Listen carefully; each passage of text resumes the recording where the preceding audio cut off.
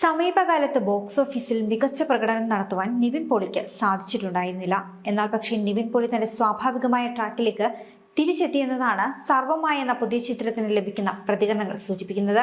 ഇന്ത്യയിൽ നിന്ന് മാത്രം 8.6 കോടി ഗ്രോസ് നേടിയിരിക്കുകയാണ് സർവമായ എന്നാണ് പ്രമുഖ ട്രേഡ് അനലിസ്റ്റുകളായ സാക് മിൽക്ക് റിപ്പോർട്ട് ചെയ്യുന്നത്. വിദേശത്ത് നിന്ന് മാത്രം 4.05 കോടി രൂപയും നേടിയിട്ടുണ്ട്. ആഗോളതലത്തിൽ സർവമായ ആകെ 12.65 കോടി രൂപയാണ് നേടിയിരിക്കുന്നത്.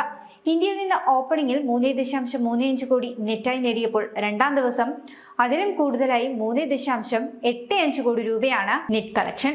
സംവിധായകൻ അഗസ്ത്യൻ ഒരുക്കുന്ന ഈ ചിത്രത്തിൽ നിവിൻ പോളിയെ ആരാധകർ ഏറെ ഇഷ്ടപ്പെടുന്ന സ്വാഭാവിക നർമ്മത്തിന് പ്രാധാന്യം നൽകുന്ന പഴയ നിവിൻ പോളിയായി തിരികെ കിട്ടുമെന്ന പ്രതീക്ഷ പ്രേക്ഷകർക്കുണ്ടായിരുന്നു. കൂടാതെ തന്നെ മലയാള സിനിമയിലെ ഹിറ്റ് കൂട്ടുകെട്ടായ നിവിൻ പോളിയും അജു വർഗീസും ഒന്നിക്കുന്ന ഈ ഒരു ചിത്രം പ്രേക്ഷകരെ നിരാശപ്പെടുത്തില്ല എന്നും പ്രതീക്ഷയുണ്ടായിരുന്നു. അതുപോലെ തന്നെ സംഭവിച്ചിരിക്കുന്നു.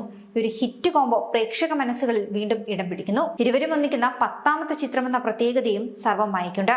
പ്രതീക്ഷകളെല്ലാം ഫലവത്തായെന്ന് തെളിയിക്കുന്നതാണ് പ്രേക്ഷകരുടെ പ്രതികരണങ്ങൾ.